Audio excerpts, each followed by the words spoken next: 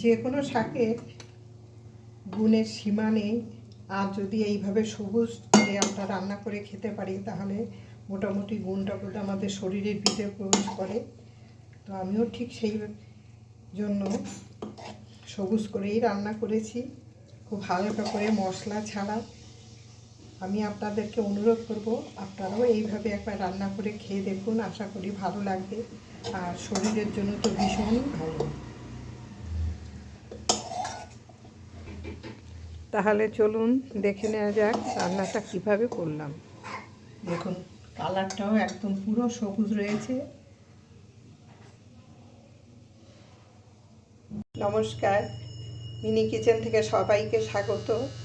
আমি আজকে রান্না করব লাউ শাক চিংড়ি মাছ দিয়ে। এখানে আমি লাউ শাকের ডাঁটা আর আলু কেটে ধুয়ে রেখেছি। এখানে চিংড়ি মাছ আর শাকটা একটু আলাদা রেখেছি, যেহেতু শাকটা পরে দিতে হয়, তা না হলে একটু টক টক হয়ে যায়।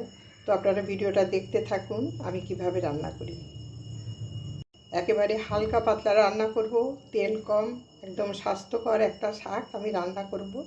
এবার তাহলে শুরু করি। সামান্য একটুখানি তেল দিয়ে দিলাম।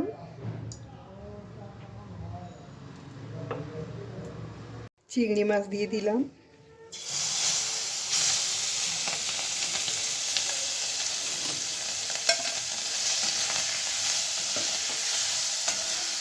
মাছটা একটুখানি ভেজে নেব হালকা করে।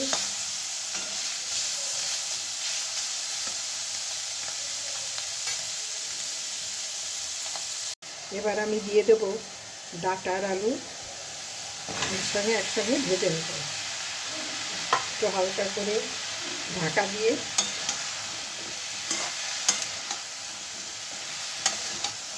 একটু নেড়ে চেড়ে ঢাকা দিয়ে দেবো। জল বেরিয়ে ডাঁটাটাও সেদ্ধ হয়ে যাবে।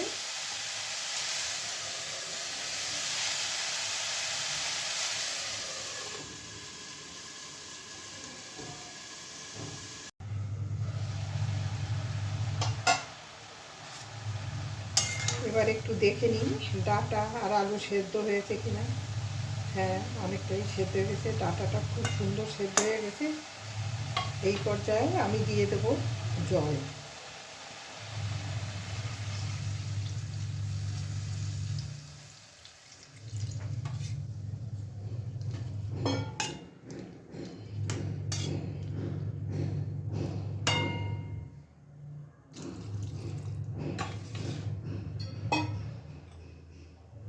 সামান্য একটু হলুদ দিয়ে দিলাম আর দিয়ে দেবো চেরা কাঁচা লঙ্কা।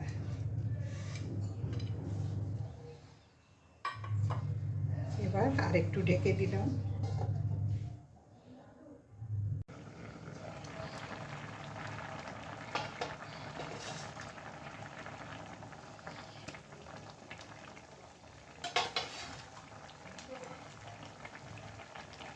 এবার আমি কেটে রাখা শাকগুলো দিয়ে দিলাম।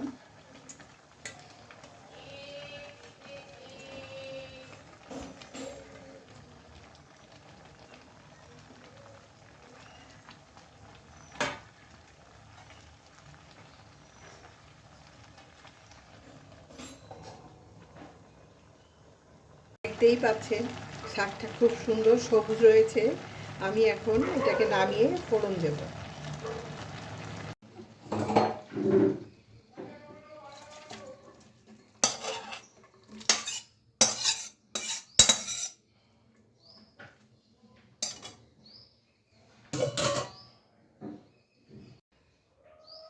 দিয়ে দিলাম সামান্য সরষের তেল।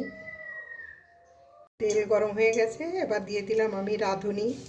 আপনারা চাইলে কালো জিরেও দিতে পারেন, আপনাদের পছন্দ মতন যে কোনো ফোড়নও দিতে পারেন। তো আমি রাঁধুনি দিলাম। ফোড়ন হয়ে গেছে।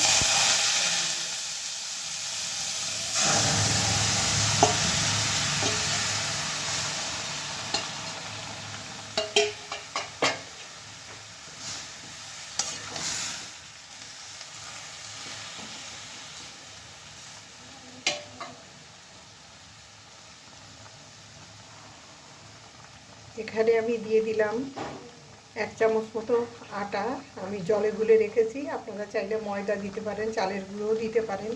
ঝোলটাকে একটু ঘন করবার জন্য আমি এটি এখন দিয়ে দেবো। যেহেতু কোনো মশলা আমি দিইনি, যার জন্য এটা আমার দিতে হলো।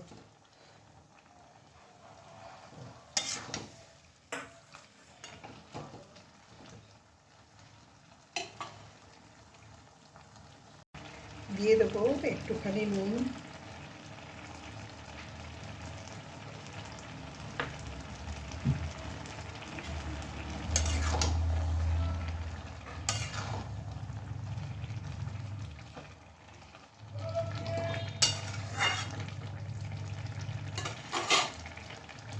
আমার এই ভিডিওগুলো আপনাদের কাছে কেমন লাগছে এবং কোথা থেকে দেখছেন প্লিজ একটুখানি কমেন্ট করে জানাবেন।